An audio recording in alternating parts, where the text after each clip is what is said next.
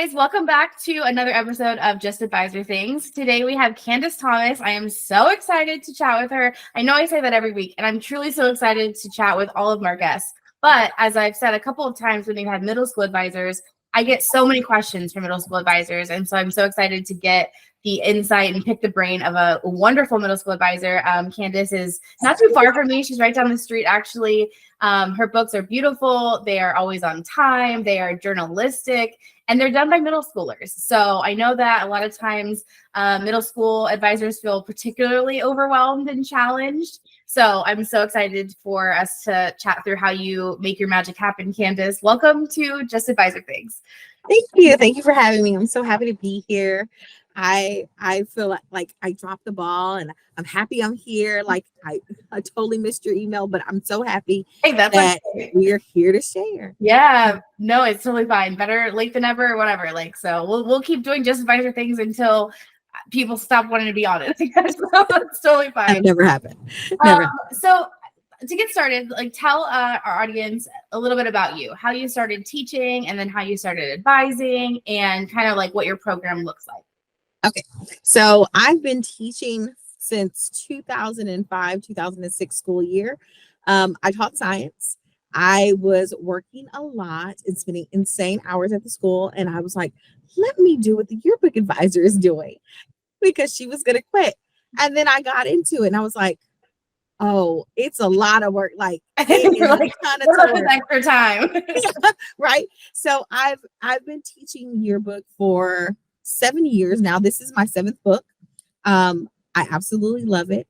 It's been a growing process, and I started off with one company, and now I'm with another. And what I did was, one of the things, like, people are always like, how is your book so good? How is your book so good? Well, I think it's very important that you get critiques and you take them and you go back and implement them at your school. And I think that's something that I definitely did, and that made my book much stronger. So if you ever can get a critique from anyone, get a critique, take a few things that you can take from that critique and expand them out to make your book even better.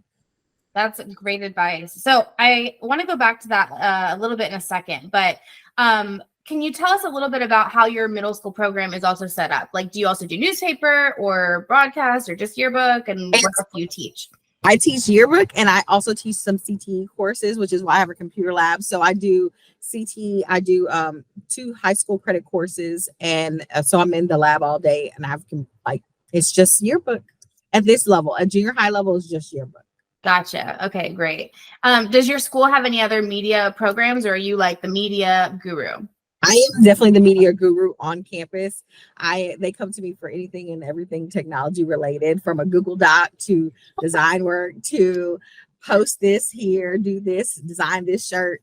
I do it all. Yeah, I think that's definitely a common experience with the yearbook advisor, and no matter what level, like, we are the tech guru, and so yes. Everything, or like media relations, public relations, it all comes to you. I can't tell you how many PDFs I've had to make for people. Why is it so hard? Why can't people make PDFs? I have no idea. That's so funny. Okay, sounds good. So you have middle school yearbook, and is it 8th graders only, or? It's 7th grade and 8th grade.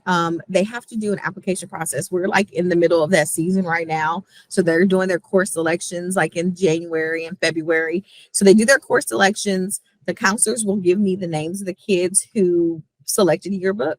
I'll give them an application that has like various questions, some basic questions like, what's your experience on a computer, your experience on a camera?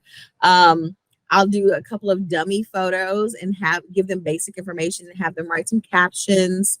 And so they'll fill out that application. Another thing to pay attention on the application that kids don't realize, I'm looking at the time, like how quickly did you turn this over to me, or how late did you turn this into me? Mm-hmm. And then once they give me the application, they give me 3 teachers that they want recommendations from. And I give those teachers the recommendations, and I really look at that strongly, especially your English teachers. Mm-hmm.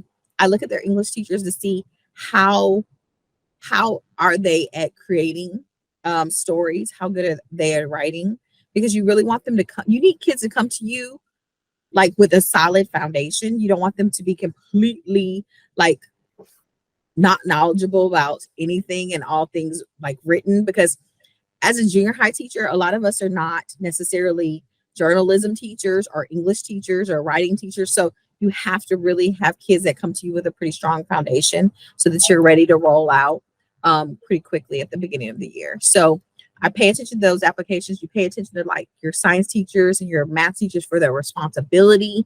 Like, how timely are they? Are they getting things turned in? Do they need to be like, do you have to keep a thumb on them, or can they independently work? Like, do they drive themselves, or do you have to give constant reminders? And I think that those are a lot of things that yearbook advisors, especially at the middle school level, have to pay attention to. Yeah, for sure. So with that, you said they're ready to roll. So you don't have, like in most high school classes, they have a prereq, like a journalism 1 course. So I think a disadvantage that you have, aside from your kids being younger, is also that you don't have that prereq. Like, you start the school year and you're teaching and producing. Yes. With having kids that are, your staff is constantly turning over and you don't have that background of that prereq beforehand, getting returners to come back the next year is very vital to nurture those 7th graders so that they want to come back in their 8th grade year. So when you come back to school in August, those kids can hit the ground running, taking photos. They might not be writing captions, but you want them capturing everything that you can from the very first day of school, so that you have content later when it's time, after you started teaching design and everything to the other kids, that they can use those photos on their spreads, even if they weren't the ones to take those pictures.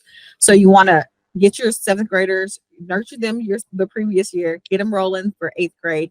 And then your new kids, once they get here, then you can start teaching them the basics, like start off with photography, because you want them taking pictures as quick as possible. I'd go photography, I would do caption writing, and then design, and not spend too much time on any of them, because the quicker you can get, not saying not to spend time, but have many lessons woven throughout so that you can get the book started as quick as possible.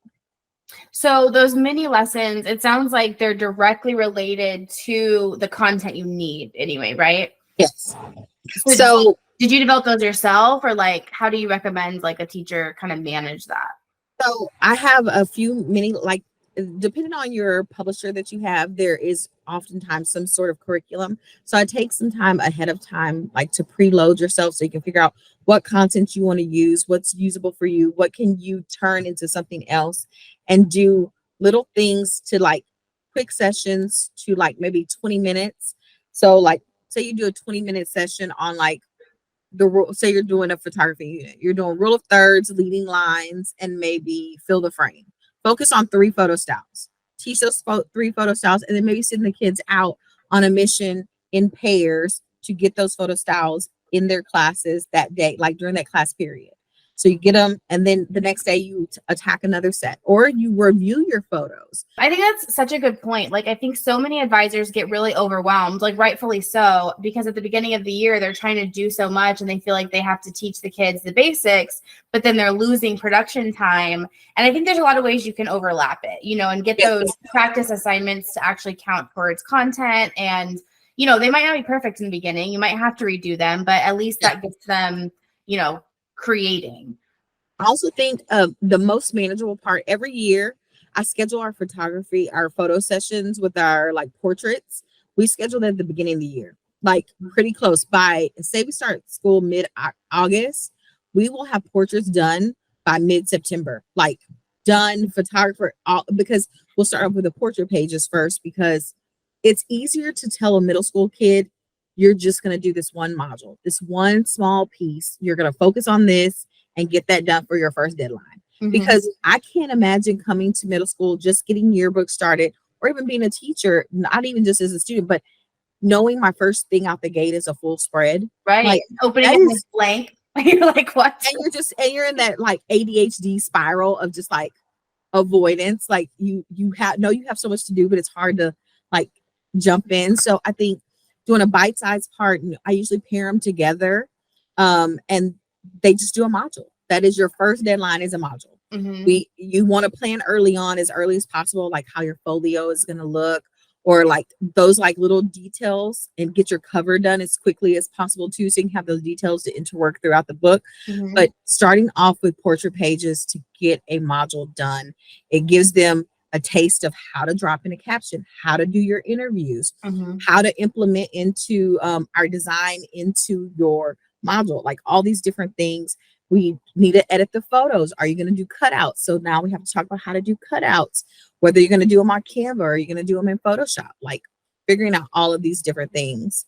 And it's a module is a bite-sized part that makes it manageable, For sure. especially for a new teacher too, that even for a brand new teacher, because junior high advisors, there's a high turnover. Mhm. And even just for a teacher, a module is a manageable part to attack first. Right, just a chunk. Mhm. So I think another thing you just touched on is design. So a lot of times with high school, and I speak a lot from a high school perspective because that's my experience personally, but you know, you have like your editors, your kids that have been on staff before, they're the ones driving everything. Like they just determine the theme, the cover with the artist and the templates and stuff like that. So you probably do have some kids that are like, we're in 7th grade and move up to 8th, but you know, say you have a staff that's mostly new, or you know, maybe you don't even have that 7th grade element. Are your kids designing templates, or are you giving them kind of a roadmap, or like how much do you hold their hand, I guess, versus letting them go free? So we sit around and we figure out what the theme is going to be, because I've never like some teachers, they just start talking about their theme with only like a few staff members during the summer. I personally don't do it because I feel like there's not a lot of staff, and then you come back and you have these strong junior high personalities and they don't like the theme. And I rather wait till everyone's together. We talk about a theme, we get with the cover artist, and we go from there. And when you have your cover artist meeting, have them send you, because they can, you might have to hound them, but have them send you like little elements from your cover. So if you use like a certain like texture, say you use dots, or you used a gradient, or you use certain icons or certain arrows, or whatever you did on your cover, have them send you the colored versions of whatever they put on your cover, and also the black version, so that you can change the colors and do the colorization and make them your whatever colors, so you can use them in the book. So we start off there. So you get that idea, that theme. And when you plan out your theme with your kids, like their standard, basically for the yearbook, there's only so many ways you can make a module.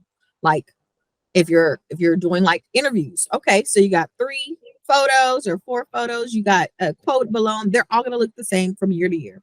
So you just make those basic parts, like, and you pull from those. Why I tell them, do not start over, like we already have it planned out. So it exists, it's in modules, it's in templates, it's in designs, whatever a publisher you have, there's somewhere where you can save these elements. So save those elements where it's the right size line spacing, the right fonts, the right colors, the right, like all these different things. Program that stuff in so your kids can just drop them in. And then when you get with your cover artist, so this year, for example, we're doing doodles. So I went on and I have a membership with the nounproject.com. So if you don't know, the nounproject.com, I pay for a membership. And I messaged them. I was like, hey, can I use images for the book from Noun Project in my book? And they said it was fine. So we use those images. So I pull like doodles. Say it was like doodles of bubbles. So I drop in the bubbles. The kids know you can use bubbles for your interviews. You can use the scribbles circle, all these different things. And I make sections. And these are like the standards that we use throughout. And I kind of determine those elements with my editors, and we save those things. But we have a powwow with everyone, so everyone's on board with the doodles. So then we come into class and like, this is where all the doodles are. This is where you can find them.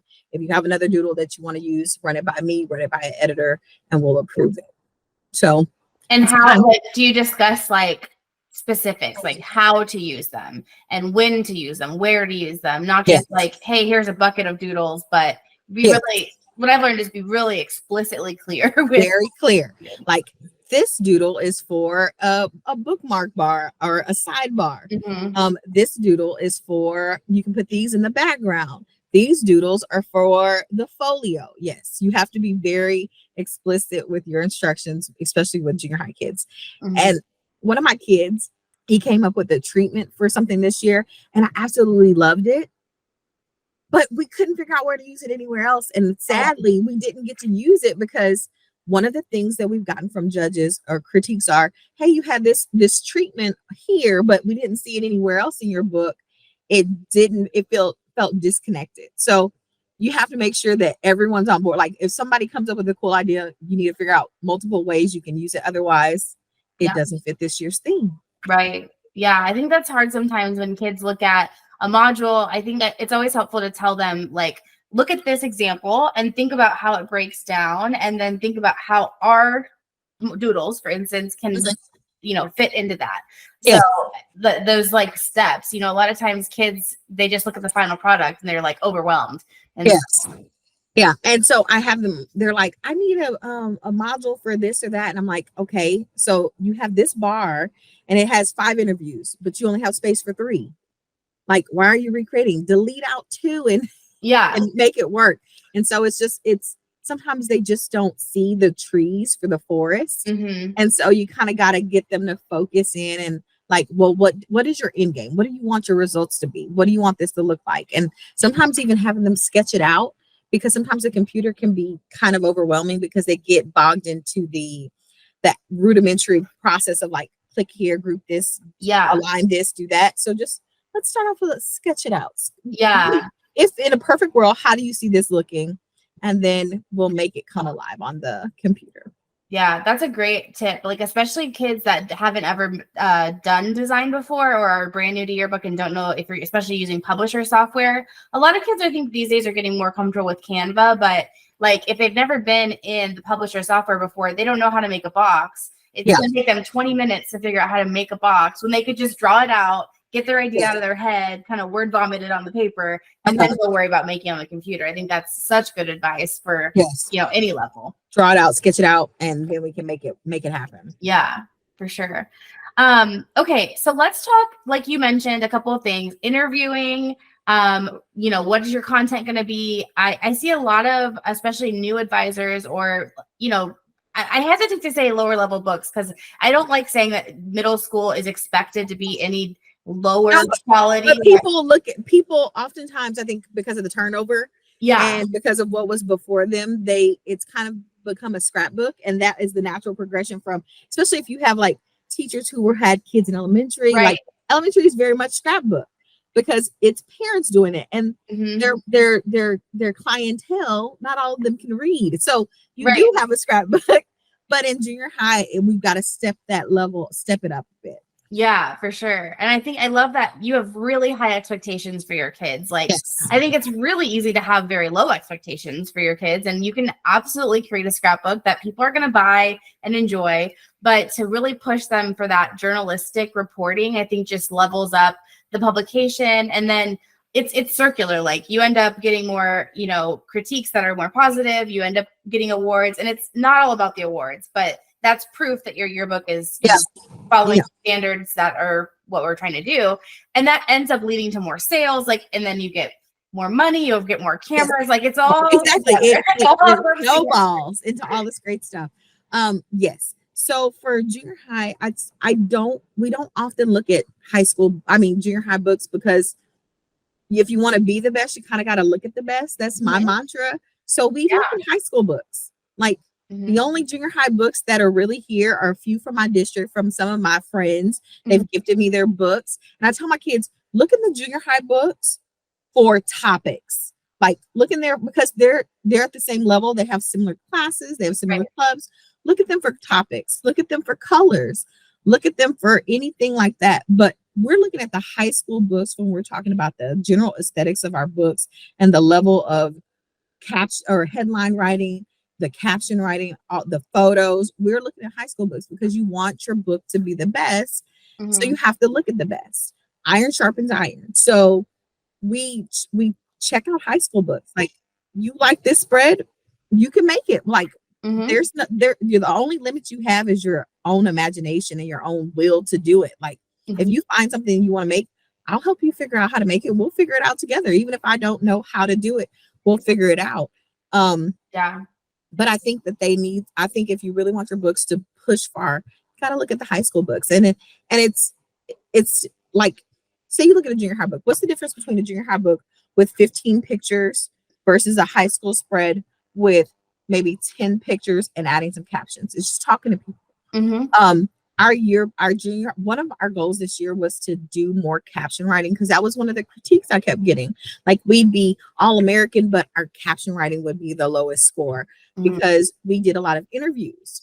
So this year, my goal was to push them to do more captions. Like I need you to do a few more storytelling captions, some quick reads, something like that. Like they don't have full stories because I don't think that's necessary at a junior high level. Right. Like, Yeah. you also have to know your clientele, just like the elementary was, Right. they don't read. Junior high, they're not going to read a ton.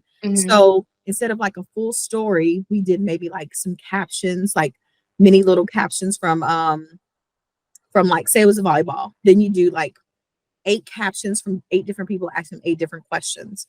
So we do stuff like that. Or the story would be over the main photo. We do some more detailed story writing there where we talked about what actually happened in the game and then get a quote. So that's where we worked on getting our captions. And I've taught my kids, like, they're like, I don't really know what happened in the game. Well, well, if you don't know what happened in the game, did you really look through the photos? Like go to Bridge. Yeah. Look through all the photos that happened prior to, because if the photographer is doing what they should be doing at the game, you should be able to sequence the photos to follow, like, was there a pass before that? Did somebody get fouled? Did they make the shot? Like, if you can sequence yourself through the photos, you can kind of write your captions a little bit better. And then call down the student that you're going to interview. Have them look through the same photos because that might help jog their memory as to what happened to the game. And the scores and all that, the games are stored on a website called Rank One, which is a national website that a lot of schools use. Go to Rank One. What was the final score for the game? Like there are ways to get this information. Right. And I think with the kids, a lot of it is talking to people. So I have to get them out of the frame of, they're like, why are your interviews always better? I'm like, because when I'm talking to the kids, I'm asking follow-up questions. I've thought about possible answers they could have. And I asked them more open-ended questions. I was like, sometimes at the junior high level, I feel like they just ask the question, they get the answer, and they're done. Right. Like, you didn't, like, okay, bye. Yeah, you didn't ask the why. Like, tell me more. Give me. So why was that exciting? How did you feel? Like, and that's something I'm going to be striving to do even more, like pushing myself to the next level, like making sure my kids are truly prepared to do more interviews. And it's not hard, and they like it once they get used to it. And I have them practice, like we have them practice with each other, like asking like follow-up questions and like getting to know, like, what's another question you can ask? Dig a little deeper, and they find the story is in the follow-up questions. For sure. So I guess this is kind of a question in general about teaching, but I have a lot of teachers these days, kind of post-COVID or just the way of the world these days, is these kids seem really apathetic. Like it can't get them motivated. I can't get them to go take pictures, let alone interview. How do you like motivate your kids or get them to buy into the process in order to level up the quality? Okay. So for photos, I think I need to go back to that. I used to do a photo of the week, or I'd post things like where we go and critique photos, like, or I take photos and I'd talk about where was I standing, or where was she standing? How did she get this photo? Or how did he get this photo? Like, and we talk it through. Or if they're at a game, I'm like, you need faces. So where were they on defense? If they're on defense, then you need to be, where should you be standing to get the most faces? Like half court or somewhere out there. If they're on offense, you should be under the basket. Like we have to, because a lot of times they know of sports, but they don't really know the actual fundamentals of the sport. So I think sometimes spending some time talking about the sport, how and where to stand makes a big difference, because they'll be shooting and it's like, I got nothing but backs of heads. Like they need to kind of have that prereq of like how things work in order to get the photos. And when you critique their photos in public or in person, we're not doing it to like chastise anyone, but we're doing it to get better. Right. So that the next time you go out, you're not wasting your time. Right. And so we have those conversations. We put up the good work, we put up the bad work. And I don't necessarily we don't talk about who shot the photo, but what can be better. I mean, sometimes the kids themselves give themselves away because Right. they're embarrassment, but having those conversations about how to get better, how to make it better, pushes the photos. And I think sometimes they have really good shots and they don't even realize they have good shots. They'll be Yeah. like, I don't have a good shot, and I'll sit next to them and I'll go through and I'll show them how I go through, like through Bridge or through your photos, wherever you store your photos. And sometimes just taking that time with them so they can see how a professional's eye looks at things makes them realize, like, oh, this is a better shot. Yeah. Oh, I see, like, I was looking over here when this is the actual thing that I should be narrowing in on, or having those type of conversations with them to really get them to look through the lens like a true photographer. Mm-hmm. And as far as interviewing is concerned, having them practice it. It's a skill. And if you don't ever talk to someone, then you won't build up that skill. I have a set of a group of kids who like rely heavily on each other. And I'm like, I split them up, and because Make them mad, but it's worth it. because you have to get better, and like you can't always rely on that other person. So they just need to practice that skill, practice it. And it's just really, it's that simple. Yeah. Like, and I also printed up these little cards. I don't know who gave them to me. They're little caption writing cards. Oh, And cool. like, that's great. I printed them up, and it talks about like the lead in, the first sentence, and all that stuff. So I have these taped to every desk. And so I'm like, go through that card. Like, how can you make your captions better? Like, what are you missing? Like, do you need did you have a lead in? Are you talking about what happened? Like, did you paint the picture? So having these things ready on hand for them makes it a little easier for them to make their writing better. Yeah. I think part of it is giving them the tools. Like that little card is such a good, helpful resource, but it's also like holding them accountable. Like if they turn in work that doesn't meet that criteria on the card, hand it back. I'm not grading it until you're ready. Like, I tell them, like, within the first thing, like when we start in the book and we're designing our book, I'm like, prepare yourselves. Do not fall in love with anything. Like, unless it's published, yeah, it can all go away. I was like, you may come to your spread one day and you'll come back, you'll have a module set up and the whole page will be empty. You return. They're like, what? I'm like, because it's going to be better. Now I'll save the module. Mind you, I'll save it somewhere. Yeah, just in case. Gone. But I like the shock value. You come in, it's like everything's gone. I don't be married to it, because the first idea that you have is not going to be your best idea. Yeah, ever. And never. And you need to grow it, and you need to, how can you make it better? Like, what can we do? Like, how can we keep tweaking? I was like, I worked in advertising, and there was never a first draft of anything that I ever did that was my final product for my client. Right. And it's the same way with this book. It's not, you can't fall in love with your first thing, because it's not going to be the best. Yeah. But they realize that. For sure. Especially when the book comes and they're like, well, I'm happy we went with this. Like, they say it all the time. I'm happy. Can you believe? And my editors right now, they still talk about like, oh, I remember we were going to do a food spread. Food spreads never work out for us. And they were like, I can't, like, oh, it was a mess. I mulled over it for weeks. And it was just like, let's face reality, guys. It's not going to work out. So I think letting them know, like, it's okay to make mistakes. It's okay to start over. It's a part of the process. Yeah. And like you were asking, to go back to what you were originally talking about, how to deal with kids who are failing. Sometimes kids fail, and I do my best to make sure they're not.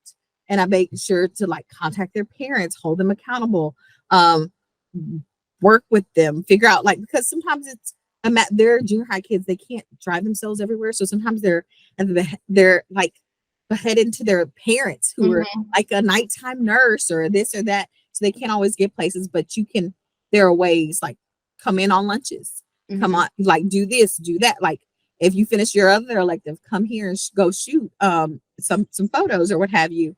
There are ways to make it work. And if they can't, then have that hard conversation with them and their counselor and their parents, figure out if they need to be in another elective if it's early enough into the year, or pull them off and put them on sorting through like flyers to sell the book, or camera care, like cleaning up the equipment, checking every day, checking in the cameras, checking out the cameras for photos, cleaning the lenses, like all these different things that they can do. And at some point they'll probably be like, I want to be back in the book. I want to get things done, because it's fun. It's a lot of work, but it's fun work. And when you're missing out, you feel like the odd duck. And sometimes it takes that to get them going. There's so many tasks that need to be done. And those kids that are not engaged, if they're choosing to, for whatever reason, be lazy or whatever, like they can do some grunt work and then, you know, work their way back in, because they eventually will. Everyone wants to be a part of something. And I think it's good when you are able to give a home on campus to those kids, because they're probably unengaged in other classes too and stuff like that. But you also can't excuse the behavior. So no, you can't. Definitely can't. It's there. And then some of the kids, like I have them working on the index. The index seems like it's a job that it has little, it doesn't have, well, I won't say this for schools that make their book in InDesign, because I think that's a whole nother beast. But on a publication software like that Johnson's or Balfour, all these different companies have it, it's less cumbersome, I would imagine. So iFlow, they do the letters, they drop in the letters, they do the cutouts, like that type of task is not hard. They're still working. They're adding in students, they're pulling kids for the cutouts. And so those type of things, it's low risk. Like it's not, you can't too much screw that up. Yeah, the whole yearbook's not in exactly. So I think that's a good place to put them. Or even one of my friends was like, I make them the cutout king or the cutout queen. Like you teach them a skill set, and anybody that needs a cutout, they're the ones who do it. Right. So sometimes it's those things, like if they can't handle the actual book, but they can do a cutout, whether it's in Photoshop or Canva, especially how Photoshop is these days. Exactly. It's pretty easy. Right. And Canva, it's a breeze. Yeah, true. Okay, so switching gears a little bit. So I mean, everything you just said is like beautiful. Like I think that you have a well-oiled machine. You have a really good system with your kids. It's really helpful. I think that you have like the 7th grade becoming 8th graders and they stay. But how do you handle when things are really hard? Like when you're like stressed out and, you know, like how did you even get to like have this well-oiled machine, this system? I've had some really honest conversations with my kids. Like there have been times I've cried in front of them before, but not like out of desperation, not out of like just like boohoo me, but it's just like I'm working so hard. I want this to be the best thing for you and your peers. Like get on board, and usually it's frustration to cry. But I've had these moments where I'm like, I need you to work. Like it takes all of us. Like we do team building at the beginning. I think if you buy them in there at the beginning, like we're a family, this is where we are, we're doing this together. If one of us falters, like it throws off everything. This book can't go to publish with the spread undone. So we have to work together. That is the only way to make it work. And having these conversations where we just take a beat. Like if everyone's burnt out, maybe you need to have a day of play, like a day where we do like a craft, or we do like where we paint, like we did like little Converse shoes. I got some little Converse shoes, and we walked a mile in each other's shoes. Like no one knows our steps like us. So you can do a day like that or a deadline night. Like we're having one this Friday where we just come and we work together. So I think creating these type of environments and these type of experiences really forge us together in the fire. And everyone just gets it. Like, and if you don't, like we're all there, my editors are going to come for you. Yeah. they're like, people are going to do their, like people want to be successful. No one wants to be a failure. So if you can figure out why are you failing, like what is going on, then we can make it work. I've never had a kid who just wouldn't do anything, like thankfully, because maybe that's because I've done thorough applications. Like I really take it very seriously. Kids don't want to fail. They want to be successful. They want to do their best. They want to shine in front of their peers. So I think having the conversations with them of why are you not doing well? Do you need my help? Like sometimes some kids are just not self-starters, and they need like an idea. They need you to help hold their hand through like an interview question and some follow-up questions. And don't be afraid to give that to them. Like, you're the advisor, so you're supposed to advise them. So you have anything that you can do to help them be more successful, do it. If it's a thankless job in a sense that, or in the sense of money, Yeah. it's not a ton of money, but you have to be willing to put in that time. I think the advisors who like clock out when the bell rings and don't touch anything, or like are not focused on it or not really worried about it, those are the advisors that have a hard time with kids buying in. And I think my kids see that I work just as hard as them. Right. So they do what they're supposed to do. Like, and if they don't, we have the conversations with their parents. They're junior high students, and their parents kind of can swing that pendulum. So talking to their parents, figuring out what can be done and what's the problem, and getting them back on track. Yeah. And I think, like you said, like happy kids they're feeling like they're part of something and they're doing well makes it for a happy advisor. Like, you are having a much easier time when things are going smoothly and you're not having to fight kids to do the bare minimum. Yes. And then, so if you know, like you said, like if a teacher clocks in at their contract time, clocks out, that's the dream. Every teacher wishes they could do that. But especially as a yearbook advisor, like, it just takes extra time. Like, that's just part of it. Like, you're signing up for it. Hopefully you have a stipend that covers. It's kind of a joke what the stipend is, but regardless. So how do you balance that though? Like, caring so much and wanting to be there and go the extra mile with like having your own life and, you know, eventually going home and, you know, not yearbooking. You have to close the laptop and be okay with making a list. And it's okay if the list doesn't get checked off on everything today. Make some manageable steps, figure out what you can delegate out to your staffers, because a lot of times there are things that you're doing that someone else could be doing. For sure. It's like when you're teaching your core content, do you need me to find something for you to do? That needs to be your theme for your personal teacher theme. Like, let me find something for you to do. And I'm good for polling the class. Who needs an interview done today? Who needs this? Yeah. And you'll have kids like, oh, I need a cutout done. Oh, I need to reshoot a photo. Like, kids will assign work to that kid who looks like they have nothing to do. For sure. They're more than happy to share the wealth of the work. So I think, like, just pull it. It's time to work. It's time to work. And I think something I want to piggyback on, like from previous, I do spread by, like, I give spread credit to the kids who design the spread. And I think that also helps them buy into getting their work done, because when the book comes out, everyone's gonna know this spread was done by Candice Thomas, or this spread was done by such and such. Or the photo credits are also important. This photo was done by this student. This photo was by this student. Having your name across the book all over is a badge of honor. And my kids know if somebody isn't pulling their work, they get slapped on their page, their name and the blueprint staff.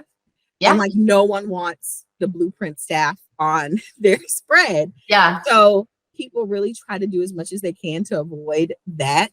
So they want to get their stuff done. Yeah. Because you don't want that on there. No, I don't. That accountability is so good. Yes. And I mean, I think also we all became teachers because we wanted to make an impact with kids. And even though I think yearbook teachers, I mean, I love yearbook more than the normal person, right? And I can also recognize that at the end of the day, it's a middle school or a high school yearbook. Like, it is not life or death. We're not curing cancer here. And I think a lot of times it's really frustrating, those kids that are on your nerves and things aren't getting done and deadlines are happening. It's okay. Like, it's going to be okay. At the end of the day, if you fail a kid because you're holding them accountable, you're still teaching them a lesson. And that's why you're here. And that's really hard. Like, I know that I struggled with that. I was the teacher that gave out hundreds for everything because I felt bad. I was like, this isn't the best idea. But, you know, sometimes you have to hold their feet to the fire too. Sometimes I've had conversations with kids like, if we were at a job right now, you would be packing your desk. Like, that is you would be putting your things in. But there is something that has to be done here, and I'm not going to let you go. But you need to know that there is a whole this has a ripple effect. Mm-hmm. You don't get your deadline done. This part of the ladder doesn't get print. It doesn't get sent over to get published or actually printed, Mm-hmm. which can slow down the production of our book. And I don't know about you, but I don't want to do a summer deadline if I don't have to. Mm-mm. So no one wants to do a summer delivery. You want the kids to get their books before they leave. And if we don't meet our deadlines, that could very well happen. And there's real world consequences to your class. I was like, no one cares if you don't turn in your math homework. You get a 0, you move on.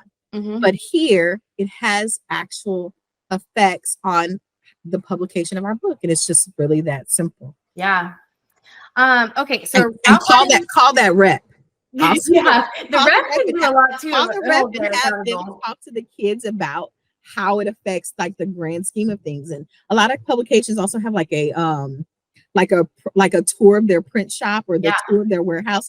And so they can see the steps. Like there's a whole ton of people that are behind the scenes that you haven't even thought about that are counting on you to finish page 32, 33. Yeah. And they're like, oh my gosh, other adults are waiting on me. Yeah. Yes. Yeah. This is real. Okay, so we're running out of time, but I do have 2 more questions. So I want to make sure we get to them. It's kind of jumping around, but going back to critiques, you mentioned in the very beginning, you did a lot of critiques. I know that a lot of new advisors feel incredibly intimidated and scared to get a critique. And so my recommendation is always you should do it, because even if they rip you apart, you'll have a to-do list of how to fix it. Right. But also informal critiques, like send your book to a friend that's another advisor and have them give you feedback. So how have you gotten critiques, and like, how do you recommend advisors go about that? Okay. So my first critique happened at an advisor workshop, and I sat down, I believe, with Judy Coolidge, and she's hardcore. Oh my God. But she was very complimentary. She was like, oh, this is your first book. Like, she was very complimentary, but she was like, you need to fix this, fix this.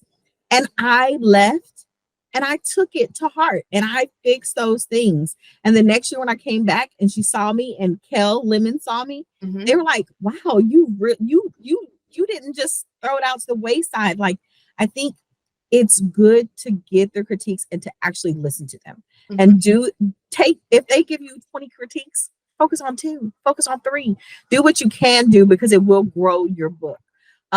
You could send it off to a high school advisor who's in your area. If you're a middle school, you can send it off to a high school advisor. If you're a high school, send off to another advisor at another campus who you think they have a really good book, or ship it to someone in another state or another city.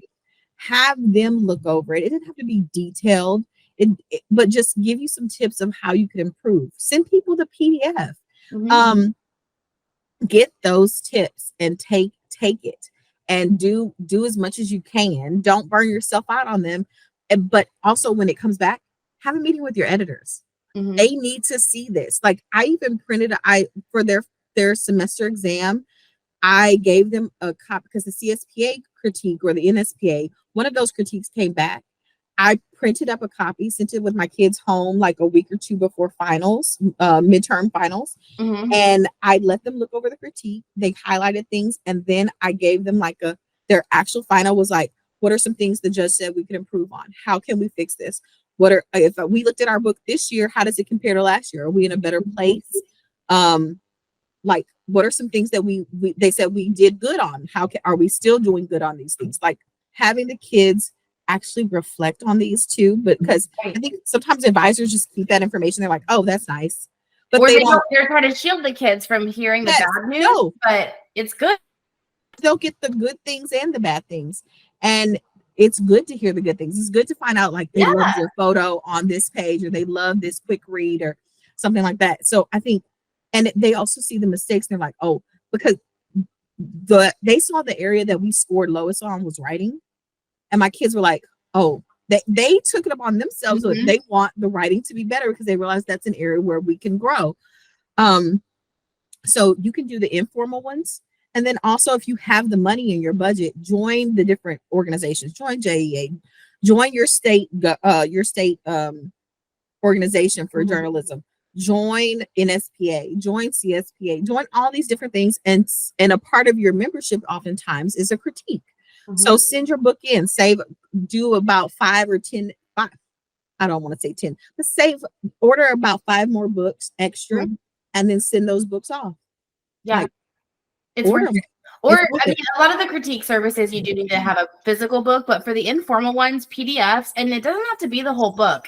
It can be. And I think that's good. Like, as a judge, like, I like to see the whole book for continuity and stuff.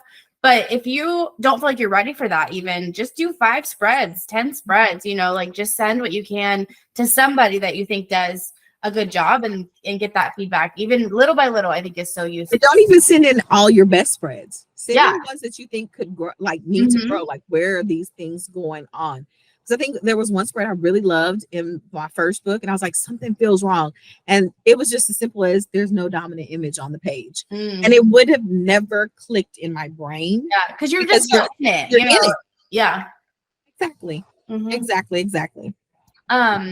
Okay, well, last question, and you just have so much knowledge. Literally, I feel like we need to have a whole separate episode, a second episode with more, because I could just talk to you forever. But the last question I ask everyone is, if you were a brand new advisor today and you were feeling like overwhelmed, I don't know where to start, what do I even do? Can I do this? What advice would you give to a brand new advisor? Maybe not starting today because we're halfway through the school year, but starting next year, you know, what would you tell them to do? I would tell them, depends on what your goals are. If your goal is to survive, a lot of publishers have templates that exist. I've never been a template person, like from the publisher thing, but I have a background in advertising. So I started above the curve for a lot of people. Like, I do have some background, but if you're a brand new advisor and this is all new to you, use the templates that exist, change them, figure out ways to implement your theme within them, but start off with the templates that exist so that you can have some sort of consistency through your book. So your kids aren't too stressed out. You're still getting able to know the software and all those things. So I'd say start off with a template. Make sure everyone has a tie-in with your theme. When you have your theme, do a brainstorming session, discuss the colors, how to work the theme throughout the book. What are some headlines you could use throughout the book, different things, some different questions, figure that all out.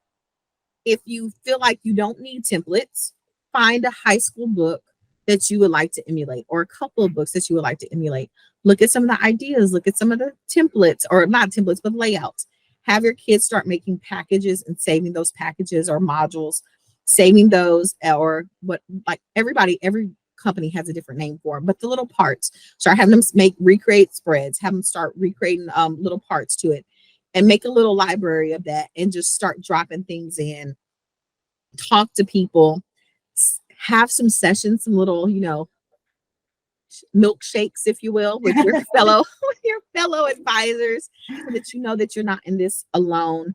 We personally in my district, we have a group me, so we have like a little chat room, a little chat that we all just talk to, and you know, just shoot the breeze and ask questions. So get involved, figure out your people, and just chat with them, and find a mentor.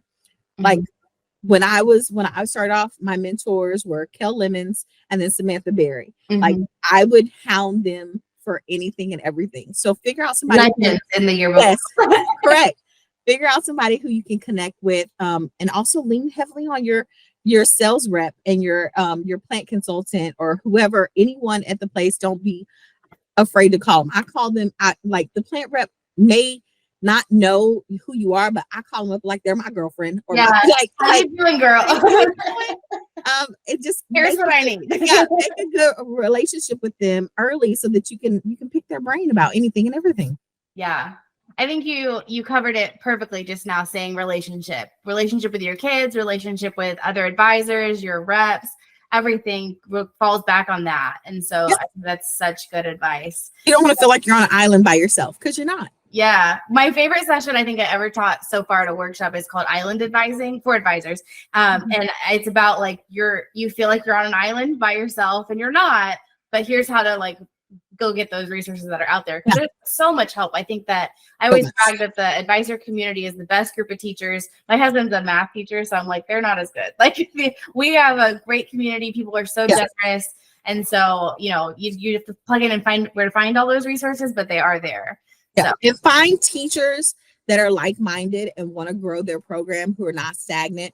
it's very easy to become like, you don't want to get there's always the talk of the walnut. Like, you don't want the teacher who is like a hard nut to crack. You want somebody like, you want to be a marigold or like writing something. You want someone who's going to help you grow. So you need to make sure that you're linking up with, yes, you do want to have those little milkshake sessions, but you want people who are still, we're going to have our little sad session here, but we're going to figure out how to make it better. Right.